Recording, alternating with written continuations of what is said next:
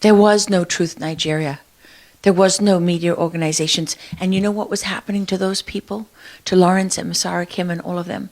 The journalists sitting in the big capital cities, the big cities and in the capital, who were taking the line from the government and didn't have the courage or the integrity or the professionalism or the character or the motivation to go to those frontline villages. They just bought the line from the government that it wasn't really happening, and they bought the line from the US State Department that this is nomadic tribesmen being forced to move from climate change. The Fulani are not really terrorists. Oh, the fact that they're Muslims got nothing to do with it. Because they're nomadic tribesmen, they're looking for other land. They're looking to go somewhere, you know, and that's forcing them to clash with the Christian villages. Nonsense. That's absolute nonsense. That is just an example to you of how climate has been used as a scam. I mean, it's not just fake, it's much worse than that. All of these systems that are being implemented that are so profoundly dishonest, they're systems of control.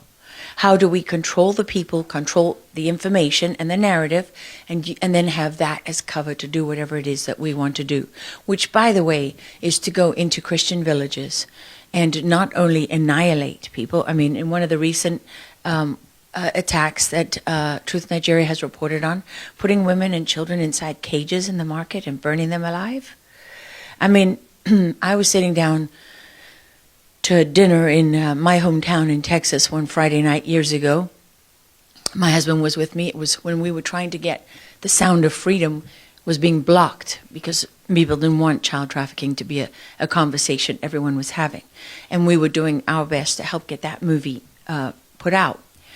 And I got a video. I showed it to my husband as we sat down. He couldn't eat. And it was a young 18-year-old, 17, 18-year-old girl from Nigeria who was pulled from one of the villages, and as they were slicing off her head, they were digging her baby out of her tummy. And she was well advanced in pregnancy.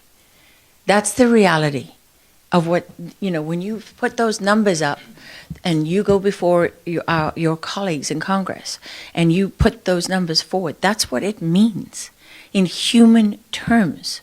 I mean, Lawrence once was calling Doug and myself, he's sitting in the back of a meat wagon on the bodies of his friends and neighbors with malaria. Remember, after that he went out with malaria for weeks.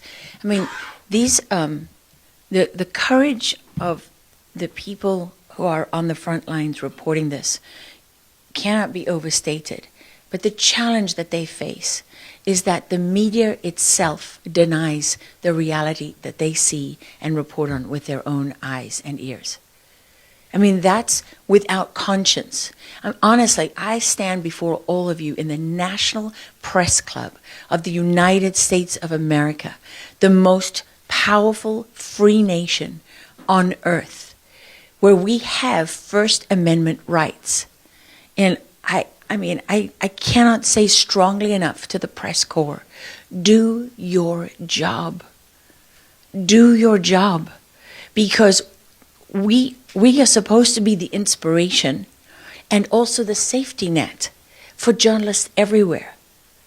It is truly without conscience that you can witness the execution of people and have it denied because journalists are too lazy, too corrupt, too stupid, too cowardly to stand up and tell the truth. That is without conscience. And, you know, we have to stop being afraid of what people will say to us. We have to stop allowing those who tell the truth to be punished and those who lie to be rewarded.